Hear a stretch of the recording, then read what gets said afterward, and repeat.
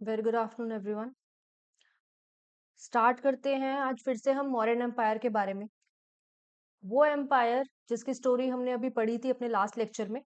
और हमने पढ़ा था अभी तक चंद्रगुप्त मौर्य के बारे में।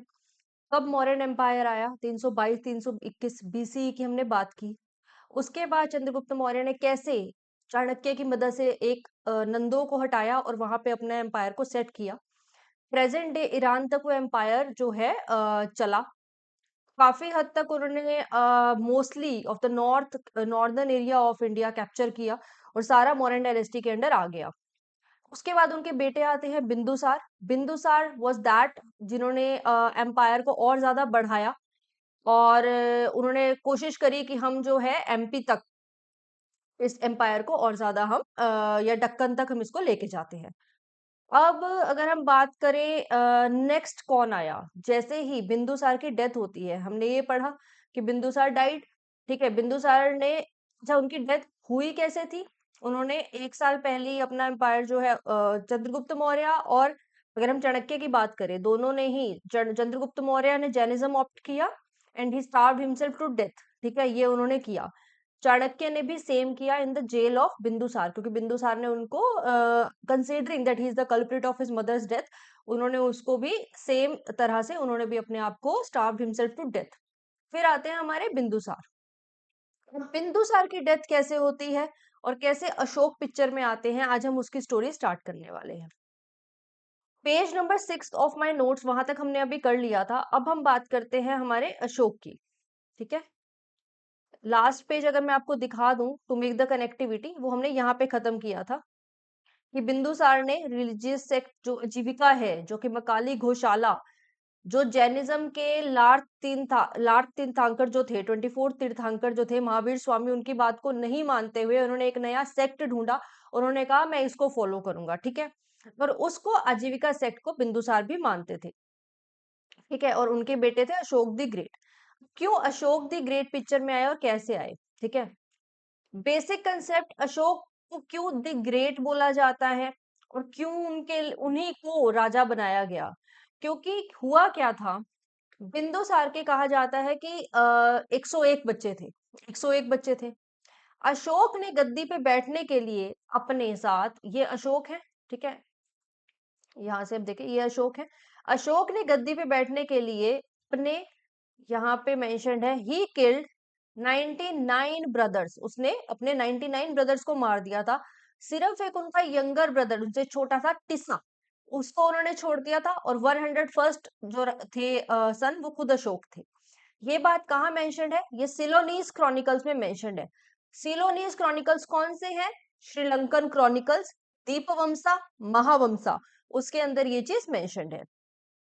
अगर हम टेन्योर की बात करें 273 से लेके 232 बीसी तक उनका रेंज चला था। अच्छा एक कंसेप्ट और मैं आपको बता दूं, हमने कल एक चीज पढ़ी थी यहाँ पे कि गुप्ता एम्पायर के टाइम पे एक टेक्स्ट जो है या एक जो प्ले था वो लिखा गया था यहाँ पे विशाख दत्त मुद्राक्षसु जिसके अंदर मेंशन था कि चंद्रगुप्त कौटिल्य से कैसे मिले। तो ये नोट्स के अंदर ना बीसी गलती से मेंशन है, ये सीई होगा। गुप्ता एम्पायर का टेन्योर ये 320 सीई से स्टार्ट हुआ था। एक आप ये रेक्टिफाई कर लेना। उसके अलावा अभी हम ये पढ़ रहे हैं 273 बीसी से 232 बीसी तक अशोका दी ग्रेट का टेन्योर रहा। अशोका ने अपने जब बिंदुसार जीवित थे, जब उनके फादर जीवित थे, उस टाइम पे वो क्या कर रहे थे, वो उज्जैन के गवर्नर थे। उन्होंने तक्षशिला में जो लोगों ने उनके खिलाफ रिवोल्ट किया उसको दबाया था और फाइनली अपने सारे ब्रदर्स को स्ट्रेटेजिकली उन्होंने मार दिया था। सिर्फ अपने छोटे भाई को छोड़ दिया था क्योंकि उन्हें पता था उनसे बड़े भाई अगर जीवित रहेंगे तो उनको थ्रोन नहीं मिलने वाला। तो उन्होंने उन सबको धीरे धीरे मार दिया और उसके बाद बारी आई अशोका की। तो 269 बीसी में उनको थ्रोन मिला। 269 बीसी में वो क्या बन गए, he was the king of Mauryan empire then. अब अगर हम बात करते हैं कि सिलोनिस क्रॉनिकल्स में ये चीज लिखी हुई है, थ्रोन का बिंदुसार की डेथ जो हुई थी, बिंदुसार की जब डेथ हुई उसके 4 साल तक जो है थ्रोन का ना ये चलता रहा कि कौन राजा बनेगा कौन राजा बनेगा। उनके एल्डर ब्रदर का नाम सुसीमा था जिसको भी इन्होंने मार दिया था और उनमें और अशोका में लड़ाई चल रही थी कि कौन बनने वाला है हमारा यहाँ पे राजा। लेकिन फाइनली 269 BCE में Ashoka becomes the empire of the Mauryan dynasty, ठीक है। और अशोका जो है बिंदुसार के रेन में कहाँ के गवर्नर थे? उज्जैन के और अवंती के वाइसरॉय थे। उस टाइम पे वाइसरॉय बोला जाता था, वहां के वाइसरॉय थे। क्रॉनिकल्स में बहुत कम इंफॉर्मेशन दी गई है अशोका के बारे में, लेकिन बुद्धिस्ट टेक्स्ट हमें बहुत सारी इंफॉर्मेशन प्रोवाइड करते हैं अबाउट अशोका। अब आता है, हमने जब बोला कि जो सिलोनीज क्रॉनिकल्स हैं वो कहते हैं कि उन्होंने 99 ब्रदर्स को मारा, लेकिन तिब्बत के जो तारनाथ क्रॉनिकल है या जो तारानाथा का टेक्स्ट है उसमें लिखा है उन्होंने सिर्फ 6 ब्रदर्स को मारा था और बाकी खुद ब खुद ही मर गए थे, ठीक है। तो ये चीज लिखी गई है। अब अशोक का अगर एम्पायर हम देखेंगे ऑन द मैप, वो कुछ ऐसा दिखता था। ये देखिए, जहां पे क्या क्या था, कश्मीर पार्ट था। एज पर, अरे कश्मीर पार्ट था, ये किसमें लिखा हुआ है? रजत रंगिनी। इसका नाम हमेशा आप याद रखेंगे। कश्मीर के राजाओं के क्रॉनिकल्स को रजत रंगिनी बोला जाता है। कश्मीर के राजाओं के क्रॉनिकल्स को रजत रंगिनी बोला जाता है। और उसी में मेंशन्ड है कि अशोका के एम्पायर का पार्ट कश्मीर था, नेपाल पार्ट था। जबकि चंद्रगुप्त मौर्य के टाइम पे Nepal was not the part, but इस टाइम पे नेपाल पार्ट था। असम पार्ट नहीं था। डीप साउथ श्रीलंका पार्ट नहीं था। तक्षशिला था, इंद्रप्रस्थ था, कलसी था, सारनाथ, पाटलिपुत्र, गया, सांची, उज्जैन, कलिंग, गिरनार, सुवर्णगिरी जिसे दक्षिण पाठा भी बोलते हैं हम, और यहाँ पे खैबर, ये सब भी नॉर्थ वेस्ट फ्रंटियर पाकिस्तान का पार्ट भी हम उनके राज्य में आता था। चंद्रगिरी, सिद्धापुर। अशोका इंस्क्रिप्शन के अकॉर्डिंग डाउन साउथ में कौन थे? चोलास, पांड्या, सत्यपुत्रास और केरला पुत्रास, जिनके बारे में हम बाद में पढ़ने वाले हैं। जो तमिलनाडु की जो बुक है, तमिलनाडु बोर्ड की बुक है, उसमें चोलास, पांड्यास, इन सब के बारे में बहुत अच्छे से डिटेल दिया हुआ है और मेरे नोट्स में भी आगे वो मेंशन्ड है। अभी हम कहाँ चल रहे हैं? अभी हम नॉर्मल अपनी क्रोनोलॉजी पे चल रहे हैं। एक बार फिर से रिवाइज कर लेते हैं। हमने कहाँ से पढ़ा? स्टोन एज, ठीक है। लोगों को कुछ नहीं पता था, कोई राज्य नहीं, कुछ नहीं। Indus valley civilisation, Harappan culture. Indus valley के बाद हमारे पास आते हैं वेद, आर्यंस का इन्वेजन। वेदों के बाद हमारे आते हैं महाजनपदास, 16 है वेद। उसके बाद अलेक्जेंडर का इन्वेजन, और फिर हम आते हैं मौर्यन एम्पायर पे। मौर्यन एम्पायर में सबसे पहले कौन आए? चंद्रगुप्त मौर्य। उसके बाद कौन आए? बिंदुसार। और आज हम पढ़ रहे हैं अशोक के बारे में, ठीक। ये उनका रीन, ये सारा उनका एरिया था जो उनके अंडर आता था। अब हम पढ़ेंगे अशोका की लाइफ का सबसे इंपॉर्टेंट। अब वो राजा बन गए, क्या हो रहा है? लड़ाई हो रही है, जगहें कैप्चर हो रही हैं, वो अपने राज्य को अच्छे से अच्छा करने की कोशिश कर रहे हैं। अब आती है 269 बीसी में वो राजा बन गए। अब आती है 261 बीसी की बात, ठीक है। 261 बीसी में क्या हुआ? कलिंग की लड़ाई। तो सबसे ज्यादा इंपॉर्टेंट इवेंट हमारी हिस्ट्री का और अशोका की लाइफ का था कलिंग की लड़ाई। कलिंग का जो एरिया है ना, स्ट्रेटेजिकली बहुत इंपॉर्टेंट था। वो, अगर हम इंडिया के मैप की बात करें तो वो कहीं इधर कलिंग उड़ीसा वाली साइड, और ये यहाँ पे पड़ता है, ठीक है। तो स्ट्रेटेजिकली यहाँ पे हमारा जो है Arabian sea, bay of Bengal. तो बे ऑफ बंगाल यहाँ पे है, तो अगर हम कहें कि ट्रांसपोर्ट के लिए, ठीक है। उसके बाद नॉर्दर्न वैली से यहाँ गेंगेटिक प्लेन यहाँ पे है, तो उनको यहाँ पे ट्रेड के लिए और हर तरह से स्ट्रेटेजिकली ये एरिया जो कलिंग का है बहुत ही इंपॉर्टेंट था। तो अशोका के लिए लगता था उसे कि हमारे रीन का ये पार्ट होना चाहिए, क्योंकि हमारा एम्पायर पॉलिटिकली भी और नेचुरली भी और स्ट्रेटेजिकली बहुत ग्रो करेगा अगर कलिंग हमारे कब्जे में आ जाता है। अब कलिंग की लड़ाई होती है, उसके बाद लेकिन इतनी मारकाट होती है कि अशोका की लाइफ टोटली चेंज हो जाती है, जिसके बाद वो बुद्धिज्म को ऑप्ट कर लेते हैं, ठीक है। अभी हम इसके बारे में पढ़ेंगे। अच्छा, ये कलिंग की लड़ाई का हमें कहाँ मिल रहा है? अशोका के rock edict, 13th rock edict में ये लिखा हुआ है। और ये किसने इन्फ्लुएंस किया था उन्हें? उपागुप्त, बुद्ध मॉन्क उपागुप्त ने उन्हें इन्फ्लुएंस किया था। अच्छा, मैं थोड़े दिन पहले एक पॉइंट देख रही थी कि अगर आप कलिंग में जाएंगे या उड़ीसा के आप जो स्कल्पचर्स या बिल्डिंग्स देखेंगे, कहीं पे भी किसी भी राजा के इंस्क्रिप्शंस में मेंशन नहीं है कि अशोक आए थे। मतलब अशोक आए थे और उनको रिग्रेट हुआ था। कलिंग की लड़ाई का जरूर मेंशन है, लेकिन ये मेंशन नहीं है कि अशोक उस लड़ाई को जीते थे और उन्होंने बुद्धिज्म को ऑप्ट किया था या उन्हें अफसोस हुआ था। ये सिर्फ अशोकन इंस्क्रिप्शंस में या बुद्धिस्ट इंस्क्रिप्शंस में मेंशन्ड है। अगर हम कहेंगे कि कलिंग या उड़ीसा के इंस्क्रिप्शंस में कहीं या एमपी के इंस्क्रिप्शंस में कहीं ये हमें मिल रहा है क्या? तो हमें ये बिल्कुल भी नहीं मिल रहा है, ठीक है। अगर आप कलिंग के एरिया स्पेसिफिकली मैप पे देखना चाहेंगे तो वो कुछ ऐसा दिखता है, देखिए।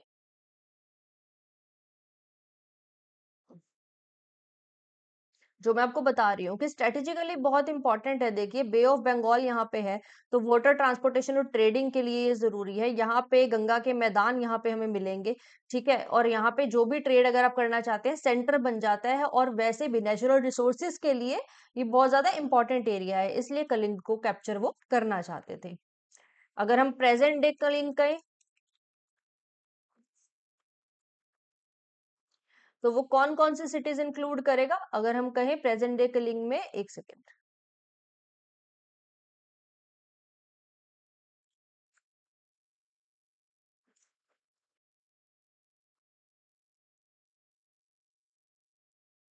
नॉर्दर्न यहाँ पे छत्तीसगढ़, तेलंगाना, आंध्र प्रदेश, उड़ीसा, बेसिकली उड़ीसा, तेलंगाना, आंध्र प्रदेश और छत्तीसगढ़ के एरियाज को कलिंग अपने अंदर इंक्लूड करेगा।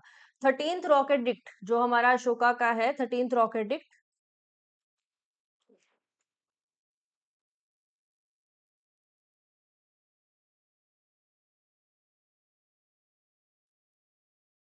ये देखिए, ये मैं आपको फोटो दिखा देती हूँ कि इस तरह के इंस्क्रिप्शन, अच्छा ये जो स्क्रिप्ट थी ना, प्राकृत थी, ठीक है, तो इसलिए वो इजीली पढ़ी हुई तो नहीं जाएगी, क्योंकि वो आज की हिंदी की तरह नहीं है, आज की लिपि की तरह नहीं है, इसलिए प्राकृत में ये सब लिखा गया है। ब्राह्मी जो है वो लिपि है, प्राकृत जो है लैंग्वेज है, इसलिए डिफरेंट लगेगा, बट इस तरह से ये इंस्क्राइब्ड है on the 13th rock edict, ठीक है, यहाँ पे ये मेंशन्ड है कि किस तरह से कलिंग की लड़ाई हुई थी।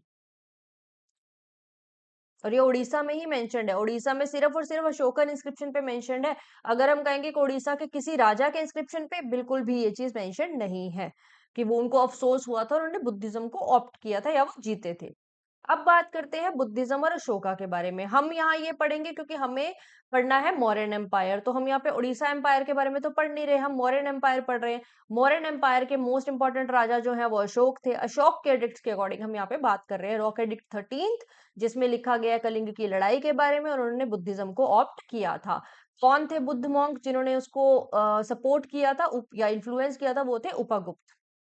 अब हम बात करते हैं बुद्धिज्म और अशोका के बारे में।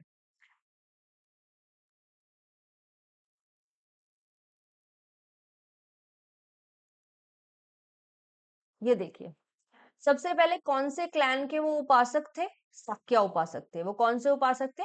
शाक्य उपासक थे। उसके बाद भिक्षु मॉन्क ने उन्हें जो है प्रेरित किया, ठीक है, और उन्होंने क्या किया, उसके बाद उन्होंने वो भिक्षु मॉन्क बन गए और उन्होंने हंटिंग छोड़ दी। बोध गया जहां पर बुद्ध को एनलाइटनमेंट प्राप्त हुई थी, वो वहां गए।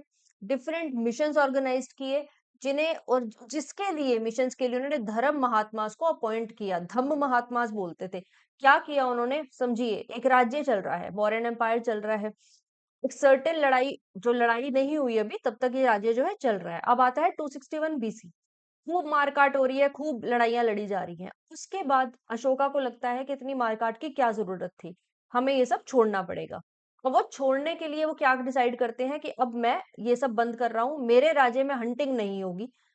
सबसे पहले वो क्या करते हैं, एक भिक्षु मॉन्क के पास जाते हैं, ठीक है, उपगुप्त उनको प्रेरित करते हैं और वो वहां चले जाते हैं, डिफरेंट मिशंस ऑर्गेनाइज करते हैं और धर्म महात्माओं को अपॉइंट करते हैं कि डिफरेंट जगहें विजिट करें जहां पर बुद्धा गए थे, और लोगों को प्रेरित करें कि लड़ाई की जगह उन्हें एक अहिंसा का जो है रास्ता अपनाना पड़ेगा।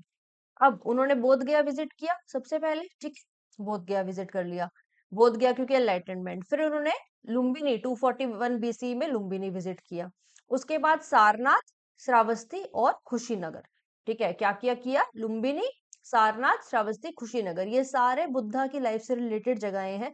लुम्बिनी जहां बुद्धा का बर्थ हुआ था, यहाँ पे उनका सरमन हुआ था। श्रावस्ती, कुशीनगर, जहां जहां पे बुद्धा गए उन्होंने सारी जगहों को विजिट किया, क्योंकि वो जानना चाहते थे कि एक्चुअली में मैं कैसे अवेकन हो पाऊं और मैं इन चीजों को छोड़ पाऊं।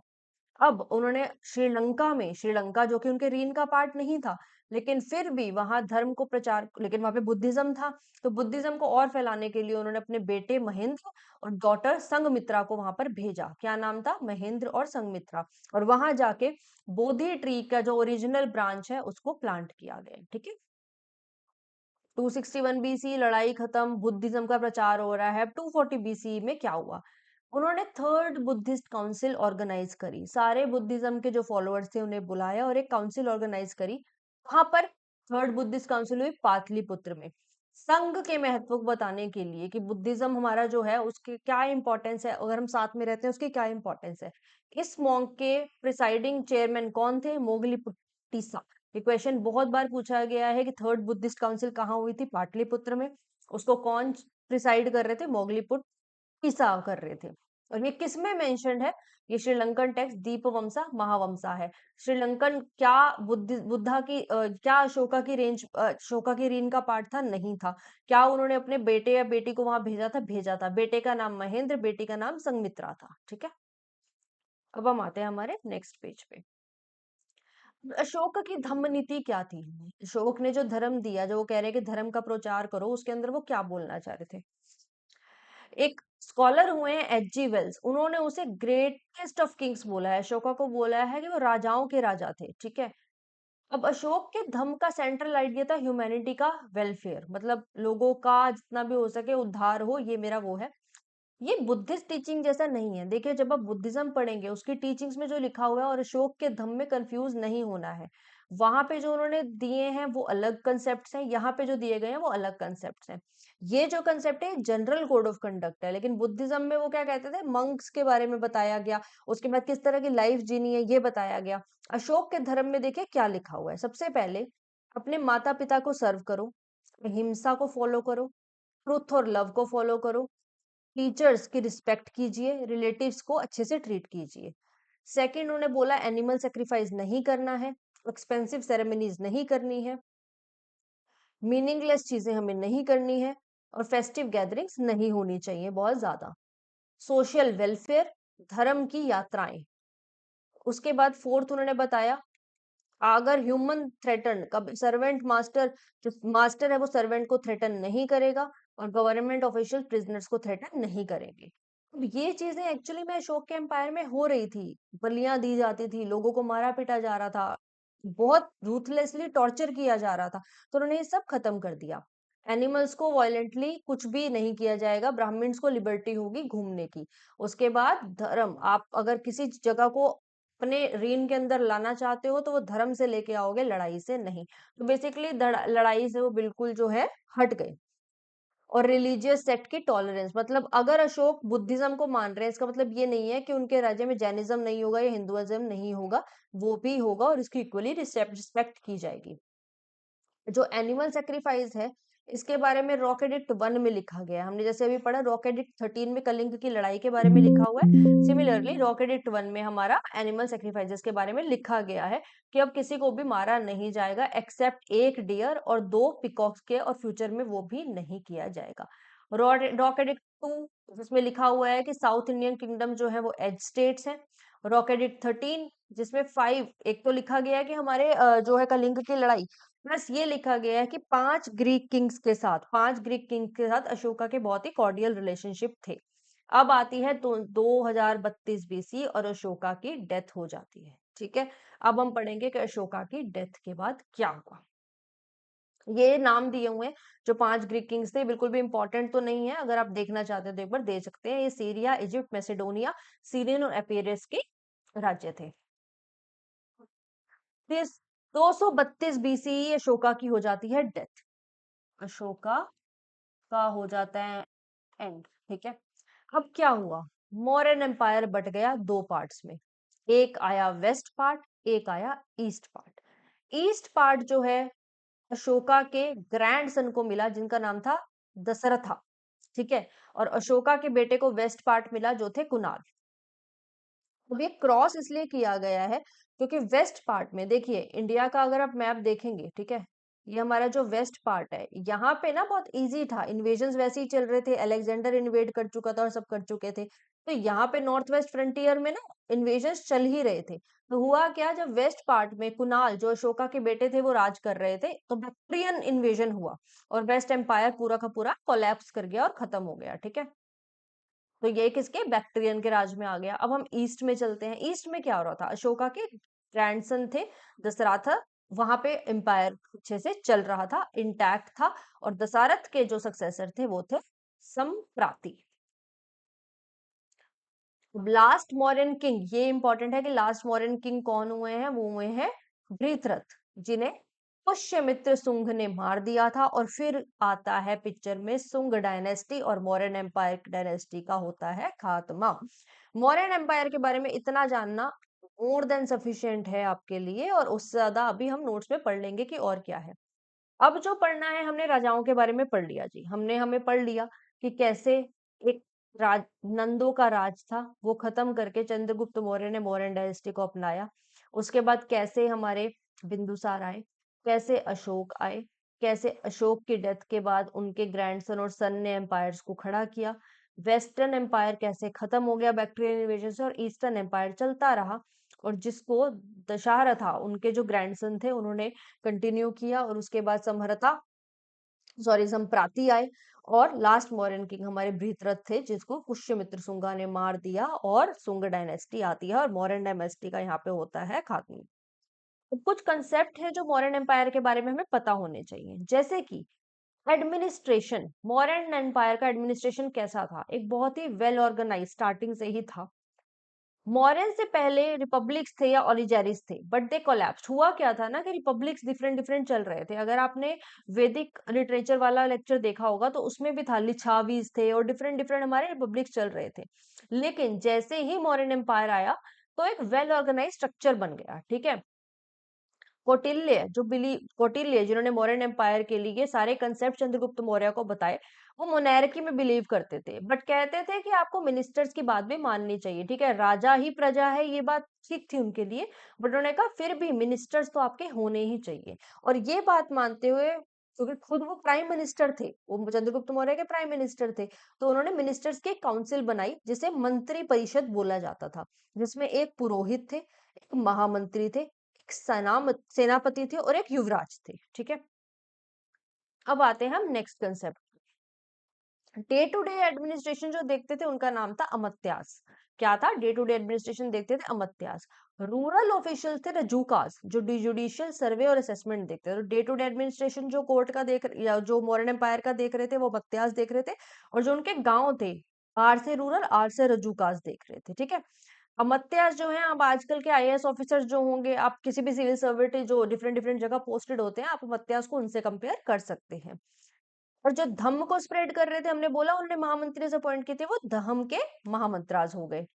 अब आते हैं हमारे, क्या और कोई लोग थे? हाँ, विलेज के राजूकाज हो गए, रूरल एरियाज के। मुख्ताज हो गए डिस्ट्रिक्ट के। समहर्ता हो गए रिवेन्यू कलेक्शन। प्रदेशिका हो गए टॉप डिविजनल ऑफिसर्स। ये आपको नाम याद ही करने पड़ेंगे, मुक्ता, समहर्ता, प्रदेशिका। अब रिवेन्यू डिपार्टमेंट कैसे था? लैंड रेवेन्यू था। रेवेन्यू कहाँ से कलेक्ट होता था? लैंड से, इरिगेशन से, कस्टम से, shop tax, ferry tax, forest, mine department, licence fee, fines. Land में जितनी भी प्रोड्यूस होगी, उसका 1/6 पार्ट जो है वो गवर्नमेंट को जाता था। This was the taxation system. और ये खर्चे कहाँ किए जाते थे? राजाओं के घरों पे, आर्मी पे, गवर्नमेंट सर्वेंट्स पे, पब्लिक वर्क पे, पुअर रिलीफ पे, रिलीजन पे किए जाते थे। मर्चेंट्स के हेड को बोलते थे सरतवा, एज स्टेटेड इन, और किसमें मेंशन्ड है? अर्थशास्त्र में लिखा हुआ है कि उन्हें सरतवा बोलते थे। आर्मी के सोर्सेज, आर्मी में कौन कौन था? अब हमने रिवेन्यू का पढ़ा, अब हम आर्मी का पढ़ेंगे। आर्मी के हेड कौन? सेनापति। जो हमने 4 मेन ऑफिशियल्स बोले ना, अभी हमने पढ़ा इससे लास्ट पेज पे, 4 मेन ऑफिशियल्स थे, वो ये थे: पुरोहित, महामंत्री, सेनापति। सेनापति हमारे आर्मी से रिलेटेड, तो तब आर्मी के जो सेनापति थे, उनके बारे में हम पढ़ते हैं। सेनापति जो थे ना आर्मी के, ये ग्रीक ऑथर है प्लिनी प्लस मेगास्थनीज, जो चंद्रगुप्त मौर्य के कोर्ट में थे, उनके से हमें पता चला है कि आर्मी में क्या क्या था। बताया जाता है कि चंद्रगुप्त मौर्य या मौर्यन एम्पायर में 6 लाख इन्फेंट्री यानी कि सोल्जर्स थे, 60,000 कैवेलरी यानी घुड़सवार थे, 9,000 हाथी थे, और 8,000 चैरियोट्स यानी कि जो रथ होता है उसको चलाने वाले थे। प्लस उनके पास नेवी थी, plus transport and supply wings थे। तो ये उनकी पूरी आर्मी थी। 6 लाख इन्फेंट्री। तो कभी कभी क्वेश्चंस में ये पूछा जाता है कितनी इन्फेंट्री थी, कितनी कैवेलरी थी, कितने हाथी थे, तो ये भी हमारे पास आ गया। अब इसको कंट्रोल कौन करता था? अध्यक्ष या सुपरिटेंडेंट्स कंट्रोल करते थे। सेनापति आर्मी को हेड कर रहे थे और इन सब का जो कंट्रोल था वो अध्यक्ष या सुपरिटेंडेंट्स के पार्ट था। तो क्या डिफरेंट बोर्ड्स थे? यस, 6 बोर्ड्स बनाए गए थे। हर बोर्ड में 5 मेंबर थे, वो डिफरेंट डिफरेंट विंग्स को कंट्रोल करते थे। हमने पढ़ा रेवेन्यू कलेक्शन डिपार्टमेंट्स, उनके सारे लोग। उसके बाद हमने पढ़ा आर्मी का, आर्मी में कौन कौन था। और अब हम पढ़ रहे हैं कि डिफरेंट डिफरेंट बोर्ड्स कौन से थे। देखिए, कॉमर्स सबसे पहला बोर्ड जो हमारा है, कॉमर्स एंड इंडस्ट्री। इसे कौन कंट्रोल करते थे? अध्यक्ष, कंट्रोल्ड बाय द अध्यक्ष। कॉमर्स इंडस्ट्री में retail, wholesale price, supply, weights measure, custom duties, foreign trade, ये सब होता था। क्या उस टाइम पे सेंसस होता था? रेगुलरली किया जाता था। कितने लोग हैं, उनकी क्या ऑक्यूपेशन और कितने जानवर हैं, ये सब सेंसस में रिकॉर्ड किया जाता था। जैसे अभी भी हमारा 2027 का लेटेस्ट सेंसस का जो है रिकॉर्डिंग चल रही है। अभी तक जो हम सेंसस फॉलो कर रहे हैं वो 2011 का फॉलो कर रहे हैं, और उसके बाद अब 2027 का हमारा बेसलाइन सेंसस बन जाएगा। सेंसस अब का कंसेप्ट नहीं है, तब का है। बेसिकली देखना कि हमारे राज्य में या हमारी कंट्री में कितने लोग हैं, वो क्या करते हैं, this is the census collection. अब आते हैं, हमने पढ़ लिया कॉमर्स इंडस्ट्री, रेवेन्यू, आर्मी। फिर आता है जुडिशियल और पुलिस डिपार्टमेंट। सोर्स कौटिल्य का अर्थशास्त्र। सिविल कोर्ट था, क्रिमिनल कोर्ट था। सुप्रीम कोर्ट एट कैपिटल, उन्होंने बोला मेजर कोर्ट पाटलिपुत्र जो कैपिटल थी वहां पे था। और सब ऑर्डिनेट कोर्ट जो थे वो अमत्यास, जो हमने बोला अभी हमने अमत्यास ऊपर भी पढ़ा। अमत्यास मैं आपको बता देती हूँ, हमने अभी पढ़ा था। ये देखिए, डे टू डे एडमिनिस्ट्रेशन अमत्यास करते थे, और वही अमत्यास जो है कोर्ट्स को भी, जो प्रोविजनल कोर्ट्स थे उनको भी देखते थे। ठीक है। अब आता है प्रेजेंस। जेल उस टाइम पे थी, सेंटेंसेस को रिमिट किया जाता था, फाइन्स थे, इम्प्रिजनमेंट थी, डेथ थी, म्यूटिलेशन थी, टॉर्चर टू एक्सट्रैक्ट, ये सब किया जा रहा था। बट हाँ, जब अशोका को बुद्धिज्म उन्होंने ऑप्ट कर लिया, तो उन्होंने काफी चेंजेस कर दिए थे अपने जेल और जो है इन सब कंसेप्ट्स में। अब हम कैपिटल्स की बात करते हैं। इसका जो सोर्स है अर्थशास्त्र है और मेगास्थनीज है। मेगास्थनीज का इंडिका। मौर्यन एम्पायर के 4 कैपिटल्स थी, ठीक है, प्रोविजनल कैपिटल्स। मेन कैपिटल कौन सी थी? पाटलिपुत्र। और प्रोविजनल कैपिटल कौन सी थी? तक्षशिला, मॉडर्न पाकिस्तान में है। उज्जैन एमपी में है। सुवर्णगिरी, ये जबलपुर साउथ इंडिया में पड़ता है। और कलिंग उड़ीसा। ये 4 उनकी जो थी नॉर्थ वेस्ट साउथ ईस्ट की प्रोविंशियल कैपिटल्स थी। तो मेन कैपिटल कौन सी थी? हम बोलेंगे पाटलिपुत्र। और फिर नॉर्थ वेस्ट साउथ ईस्ट में, नॉर्थ में तक्षशिला, वेस्ट में एमपी, साउथ में हमारा आ गया सुवर्णगिरी, और कलिंग आ गया ईस्ट में। अर्थशास्त्र में ना पूरा चैप्टर दिया हुआ है नगरिका करके, जिसमें सिटी की सुपरिटेंडेंस के बारे में बताया गया है कि कैसे सिटी को लॉ एंड ऑर्डर में मेंटेन किया जाता था। ठीक है। प्रोविंशियल गवर्नर, रॉयल, जो प्रोविंशियल के गवर्नर होते थे वो कौन होते थे? रॉयल फैमिली मेंबर्स होते थे। उन्हें लॉ और ऑर्डर और टैक्स कलेक्शन जो है मेंटेन करना पड़ता था। तो ये हमारे सारे मौर्यन एम्पायर का, ये देखिए ये एरिया आ गया गांधार, पाटलिपुत्र। यहाँ पे 6 कमिटीज थी जिनके बारे में मैंने पढ़ा। ठीक है। For industries, foreign birth, date, trade, manufacture, sale, tax collect, ये सब ये मगेस्थनीज में लिखा हुआ है। कुछ ग्रामणी थे जो विलेज एडमिनिस्ट्रेशन करते थे। कुछ राजूकास थे जो डिस्ट्रिक्ट एडमिनिस्ट्रेशन करते थे। ठीक है, जिन्हें हम कलेक्टर्स बोल सकते हैं। पर युक्तास थे जो सबऑर्डिनेट ऑफिशियल्स थे, और इनके सबऑर्डिनेट ऑफिशियल्स थे वो गोपास थे। ठीक है।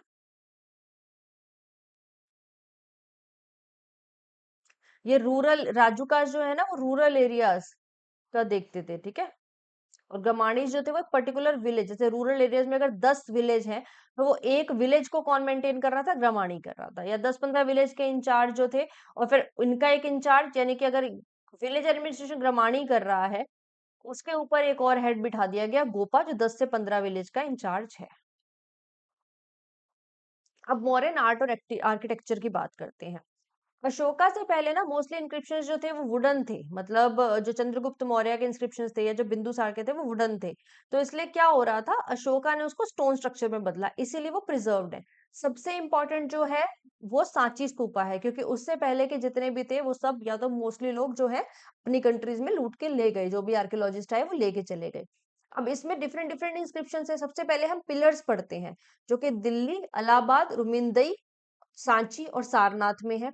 रुमिनदई पिलर इंस्क्रिप्शन में लिखा हुआ है कि जो हमने पढ़ा, लैंड कलेक्शन 1/6 था, अशोका ने उसको कम करके 1/8 पार्ट कर दिया था, कि अगर 10 में से 10 रिवेन्यू कलेक्ट होता है, उसका एक 1/8 पार्ट ही आपको हमें देना है, जो कि पहले आपको 1/8 जो है वो टैक्स है, और पहले जो था वो 1/6 पार्ट, एक मतलब 6 पार्ट आपको हमें देना होगा।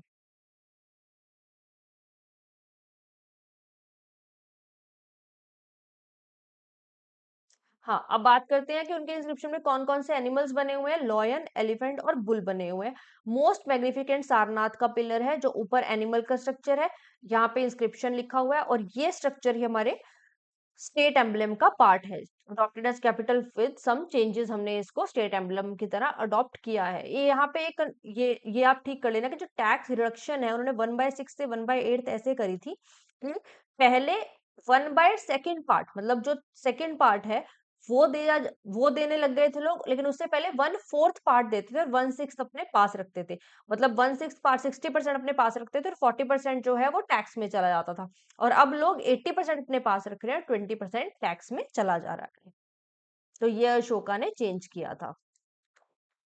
अब आता है स्तूपा के बारे में। ये जो है सांची स्तूपा हम पहले भी पढ़ चुके हैं बुद्धिज्म के टाइम पे, जहाँ पे भोपाल बेगम्स ने कैसे इसको प्रिजर्व किया ये लिखा गया। और स्तूपा पे होता क्या क्या है, ऊपर छतरी होती है, फिर वष्टी, फिर हर्मिका। तो ये सब मेरे, अगर आप कहेंगे बुद्धिज्म वाले नोट्स, आपको ये यहाँ पे मिल जाएगा। ठीक। स्तूपा कौन कौन से हैं? पहले सांची स्तूपा, भरूच स्तूपा, अमरावती स्तूपा, धमक स्तूपा और भाबरू स्तूपा। ये सब के प्लेसेस भी यहाँ पे लिखे हुए हैं। तो अशोका ने पिलर्स इंस्क्राइब किए, स्तूपास बनाए, और कुछ जो है गुफाओं में भी उन्होंने लिखा। उन्होंने बहुत सी गुफाएं जो है आजीविका सेक्ट, क्योंकि उनके फादर उस सेक्ट को मानते थे, वो अशोका ने जो है उन काफी सारे आजीविका सेक्ट के लोगों को रहने के लिए वो गिफ्ट करी। सबसे इंपॉर्टेंट कौन सी है? बारबरा हिल्स, जो कि बोध गया में है। और कुछ पत्थरों की इंस्क्रिप्शंस की बात करें तो गुजरा माइनर रॉक एडिक्ट, जो कि एमपी में है, उस पे भी इंस्क्रिप्शंस दी गई हैं अशोका के बारे में और मौर्यन एम्पायर के बारे में। उज्जैन से भरूच की तरफ जब जाते हैं तो हमें ये दातिया डिस्ट्रिक्ट में मिलती है। अब कहेंगे डिक्लाइन। मौर्यन एम्पायर जब खत्म हुआ तो रीजंस, सक्सेसर्स बहुत वीक थे, एम्पायर डिवाइड हो गया था, और एडमिनिस्ट्रेटिव जो थे अब्यूज स्टार्ट हो चुके थे। इसलिए पुष्यमित्र शुंगा जो है वो पिक्चर में आते हैं और शुंग एम्पायर का यहाँ पे स्टेब्लिशमेंट देखा जाता है। अशोक ने कहाँ कहाँ रिलीजियस ट्रिप किए थे? तो ये आप बोध गया, लुम्बिनी, कपिलवस्तु, ये रिपीटेशन है, सारनाथ, कुशीनगर, श्रावस्ती, यहाँ किया। जहां जहां बुद्धा गए वहां वहां पे अशोका ने विजिट किया। वेरियस ऑफिसर्स के नाम यहाँ पे दिए गए हैं, जो हमने अभी ऊपर भी पढ़े हैं। ये नाम थोड़े कंफ्यूजिंग है, लेकिन बार बार पढ़ने पड़ेंगे, तभी हमें समझ आएंगे कि कौन सा ऑफिसर कौन था। जैसे डिस्ट्रिक्ट ऑफिसर्स को एक नाम अग्रोनोमोई भी बोला जाता है। शुल्काध्यक्ष जो है, टैक्स शुल्क से आप समझ सकते हैं कि टैक्स कलेक्शन। चक्राध्यक्ष जो है माइंस को कंट्रोल करते थे। सीताध्यक्ष जो है क्राउन के लैंड को मेंटेन करते थे, और जो टैक्स वो कलेक्ट करते थे उसे सीता बोलते हैं। समर्था जो थे रेवेन्यू कलेक्ट करते थे। अंतपाल बॉर्डर फोर्स, प्रदेष्टा कमिश्नर्स कमिश्नर्स को एडमिनिस्ट्रेटर करते थे। पंटावध्यक्षा वेट्स एंड मेजर्स जो है। पंदेयक्षा कॉमर्स, और सुनाध्यक्षा स्लॉटर हाउस को मेंटेन करते थे। अब लास्ट पेज पे जो लिखा गया है वो लिखा गया है अबाउट द इंडिका। मेगेस्थिनीज की जो इंडिका है उसमें मेंशन किया है, उसमें मेंशन है कि पाटलिपुत्र जो है कैपिटल थी। वहां पे 30 मेंबर्स की एक म्युनिसिपल कॉर्पोरेशन थी और 6 कमिटीज थी। हर कमिटी में 5 मेंबर हुआ करते थे। जो थर्ड कमिटी थी वो birth and death record, basically एक तरह का सेंसस जो है मेंटेन करती थी। सिक्स्थ कमिटी जो थी वो टैक्स कलेक्शन बोर्ड की थी। और वो मेगास्थनीज में जो मेंशन किया उसने लिखा कि 1/10 ऑफ सेल्स आपको टैक्स देना पड़ेगा। अच्छा, ये कंफ्यूज नहीं करना लैंड से, वो लैंड रेवेन्यू था, लैंड जो टैक्स था वो 1/6 था, अशोका ने उसको 1/8 कर दिया था। लेकिन जो सेल्स कर रहे थे बेसिकली इंडस्ट्री में लोग, उनको क्या करना होगा? 1/10 जो है पार्ट अपने सेल्स में देना होगा। ठीक। Basically 10% off their sales they have to give as the. Town officials को अस्टेनोइम बोलते थे हम। सोसाइटीज में फिलोसोफर्स थे, फार्मर्स थे, हर्ड्समैन थे, आर्टिसंस थे, सोल्जर्स थे, ओवरसीज थे, काउंसलर थे, एक्सेसर्स थे। कुछ इंपॉर्टेंट, अगर हम सोशल कॉजेज की बात करें या उसमें क्या था, मनुस्मृति में लिखा गया है, जो मनु ने इसी दौरान जो है लिखी थी, उसमें लिखा गया कि विडो की रिमैरिज जो थी अलाउड नहीं थी। लेकिन विडोअर, अगर किसी पति की अगर पत्नी चली जाती तो वो दोबारा शादी कर सकता है। स्लेवरी उस टाइम पे बिल्कुल थी। कास्ट के बेस पे जॉब दी जाती थी। अगर विमेन डिवोर्स करती हैं, अगर उनका पति हैंडीकैप हो जाता है या लंबे समय के लिए अब्रॉड रहने चला जाता है, तो विमेन जो है डिवोर्स कर सकती है। सिमिलरली हस्बैंड भी डिवोर्स कर सकता है अगर उनकी वाइफ उनके ऊपर चीट करती है या किसी भी तरह से उनको लगता है कि अब वो साथ में नहीं रह सकते। अगर गलियों में कूड़ा फैलाया जाता था या पानी इकट्ठे होने दिया जाता था, तो उसपे एक पेनल्टी लगती थी और वो पेनल्टी कौन लगाता था? पंकोदका सुनिरोधा। ये हमें याद रखना पड़ेगा नाम। कोर्ट्स में जो थे, धर्मस्तिया को सिविल कोर्ट बोलते थे, कंटाक्षोदना को क्रिमिनल कोर्ट बोलते थे। टाउड एडमिनिस्ट्रेटिव नगरक या पुरमुखिया करा करते थे। So this is all about the Mauryan Empire. This is the compilation of our NCRT class 11th की जो NCRT है उसमें थिंकर बिलीवर वाली जो बुक है वो इसमें इंक्लूडेड है। उसके अलावा हमारे तमिलनाडु बोर्ड बुक इसमें इंक्लूडेड है, प्लस घटना चक्र इसमें इंक्लूडेड है।